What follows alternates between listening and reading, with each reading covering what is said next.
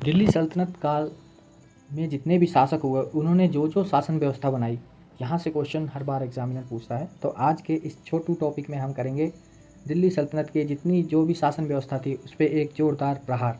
तो बिना समय गवाए स्टार्ट करते हैं आज का हम लेक्चर। तो सबसे जो पहली इन्फॉर्मेशन है कि जो केंद्रीय प्रशासन का मुखिया होता था दिल्ली सल्तनत पीरियड में, जो केंद्रीय जो सेंट्रल जो एडमिनिस्ट्रेशन का जो हेड होता था उसको सुल्तान कहा जाता था। तो सिंपल सा क्वेश्चन आता है कि सल्तनत काल में जो मुखिया होता था प्रशासन का उसको क्या कहा जाता था, तो उसको सुल्तान कहा जाता था। ठीक है। नेक्स्ट है कि सल्तनत में मंत्री परिषद को मजालिस ए खलवत कहा जाता था। आप याद रखोगे जो सल्तनत है, सल्तनत का पीरियड में जो मंत्री परिषद होती थी उसको क्या कहते थे, मजालिस ए खलवत। और मजालिस ए खास, ये क्या था, मजालिस ए खास वह स्थान होता था जहाँ पे इन मंत्री परिषद की बैठक होती थी। तो आपको ये अपने माइंड में रखना है कि जो मजालिस ए खास है वो प्लेस है जहाँ पे मंत्री परिषद अपनी बैठक करते थे। ओके। और वजीर किसको कहते थे, तो प्रधानमंत्री को वजीर कहते थे। जो कि वजीर है उसको प्रधानमंत्री कहते थे, जो कि राजस्व विभाग का हेड होता था। ओके।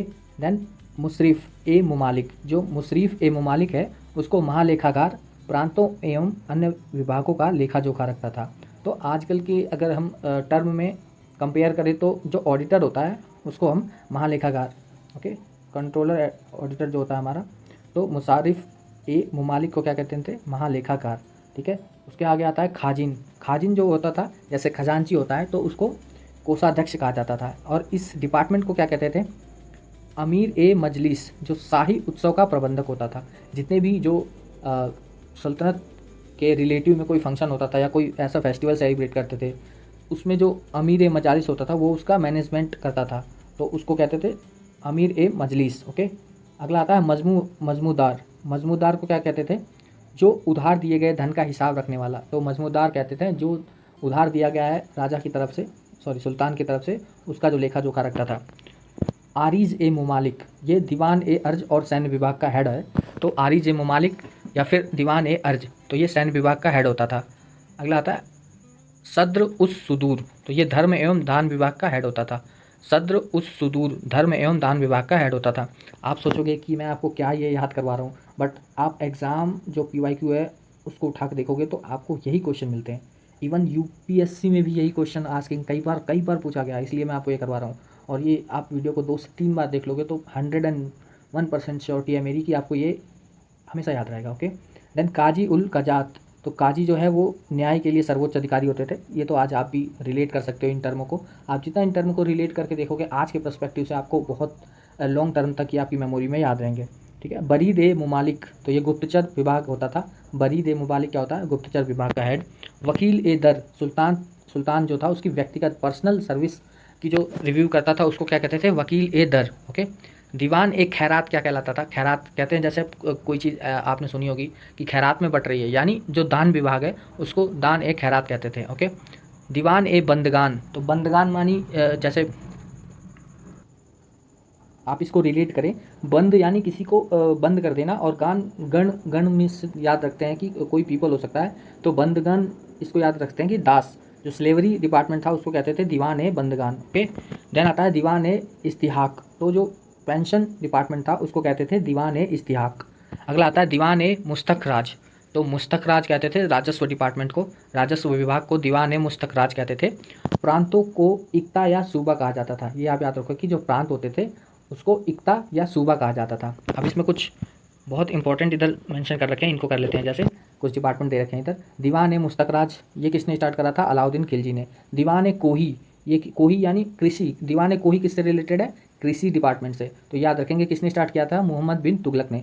दीवान ए अर्ज, अर्ज अभी आपने ऊपर पढ़ा किससे रिलेटेड है, सैन्य विभाग से, तो ये किसने स्टार्ट किया था, बलबन ने। दीवान ए बंदगान, बंदगान अभी आपको मैंने बताया कि जो बंद यानी किसी को बंद कर लेना, और गण मतलब लोग, पीपल, तो ये किसने स्टार्ट किया था, फिरोज शाह तुगलक ने। दीवान ए खैरात, खैरात मीन दान करना किसी चीज़ को, तो वो फिरोज तुगलक ने किया था। दीवान ए इस्तिहाक फिरोज तुगलक के द्वारा। तो ये कुछ आप इंपॉर्टेंट याद रखेंगे। इसके अलावा जो मुद्राएं उन्होंने चलाई थी वो उसके बारे में, वो जैसे टंका आपने सुना होगा, 1 टका 2 टका, आपने आपने जैसे मम्मी पापा से कभी डिस्कस करते होगे तो वो कहते होंगे हमारे टाइम पे पैसे ऐसे चलते थे, 1 टका 2 टका, यानी तो टंका जो होता है उसको चांदी की वो मुद्रा थी, और ससगनी होती है वो भी चांदी की थी, और जीतल जो होता था वो तांबा का होता था। तो आप इसको याद कर लेंगे, जैसे जीतल इसमें त आ रहा है और तांबा में भी त आ रहा है, तो इसको रिलेट कर लो। बाकी दो तो सेम ही है, जैसे टंका और सस्कनी चांदी चांदी है, बाकी जीतल ही तांबा है। तो ये क्वेश्चन आया हुआ है, ये PYQ ही है सारे। आप इनको सिर्फ 2 से 3 बार देखोगे, आपको 101% याद हो जाएगा ये। अब थोड़ा सा और बचा है, इसको बाकी कर लेते हैं फटाफट। जैसे मुशर्रिफ, जो लगान को निश्चित करने वाला अधिकारी होता था उसको क्या कहते थे? मुशर्रिफ। अमीर ए सदा, अमीर ए सदा क्या है?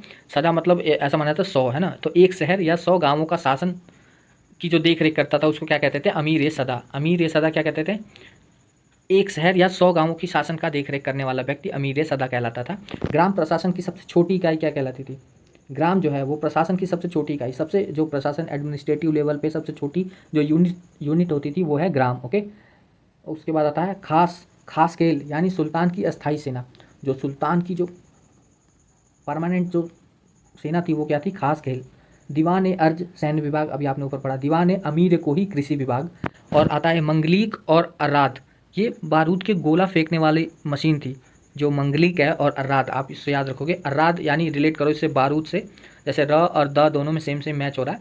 तो मंगलीक और अर्राद बारूद के गोला फेंकने वाली मशीन थी। इक्ता प्रथा किसने स्टार्ट करी थी? अलाउद्दीन ने स्टार्ट नहीं करी थी, इक्ता स्टार्ट करी थी इल्तुतमिश ने। याद रखना, इक्ता किसने स्टार्ट करी थी और इसको समाप्त किसने किया था? फिरोज ने, सॉरी अलाउद्दीन ने समाप्त कर दी थी। इक्ता किसने समाप्त करी थी? अलाउद्दीन ने।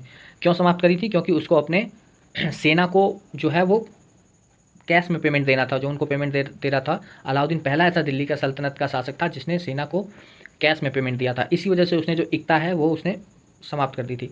फिरोज ने पुनः इक्ता व्यवस्था को प्रारंभ किया। तो ये क्वेश्चन आता है कि इक्ता व्यवस्था को किसने समाप्त किया और किसने उसको दोबारा से लागू किया। ओके, सल्तनत काल की न्याय व्यवस्था शरीयत, कुरान एवं हदीस पर आधारित थी। तो जो सल्तनत काल है उसकी जो जस्टिस व्यवस्था थी वह किस पे आधारित थी? कुरान और हदीस पर। सिकंदर लोधी गड़े हुए खजाने में हिस्सा नहीं लेता था। एक सिकंदर लोधी तुगलक लोधी वंश का ऐसा शासक था जो गड़े हुए खजाने में हिस्सा नहीं लेता था। देवल जो अंतर्राष्ट्रीय बंदरगाह था। और बरीद क्या होता था? बलबन के समय गुप्तचर डिपार्टमेंट था। तो आज के लिए सिर्फ इतना, आप इसको 2 से 3 बार याद रखोगे, दोबारा रिवीजन कर लोगे 2x पे या 1.5x पे, तो आपको ये सारी चीज़ें, हाँ थोड़ा टिपिकल फैक्चुअल है नॉलेज, बट इसको रिमेंबर रखना ही, हम एग्ज़ाम निकालना है तो इतना करना ही पड़ेगा आपको। बाकी पैट के लिए बहुत अच्छा है और PCS लेवल के लिए भी बहुत अच्छा है। इवन UPSC में भी ये टर्म कई बार पूछे गए हैं, इसलिए आप इस लेक्चर को 2 से 3 बार सुने। नेक्स्ट लेक्चर हम लेकर आएंगे जो इन्होंने दिल्ली सल्तनत में जो स्थापत्य कला है उस पर हम लेकर नेक्स्ट आएंगे, आर्किटेक्चर पर लेकर आएंगे। ओके, सो आज के लिए इतना ही। Thank you so much. And channel पे आप पहली बार हैं तो प्लीज़ इसको सब्सक्राइब करें और ज़्यादा से ज़्यादा शेयर करें, वीडियो को लाइक करें। और अगर आपको कोई और ऐसा इंपॉर्टेंट टॉपिक जिस पे लग रहा हो कि मुझे वीडियो बनानी चाहिए, आप कमेंट बॉक्स में बताएं। Thank you so much.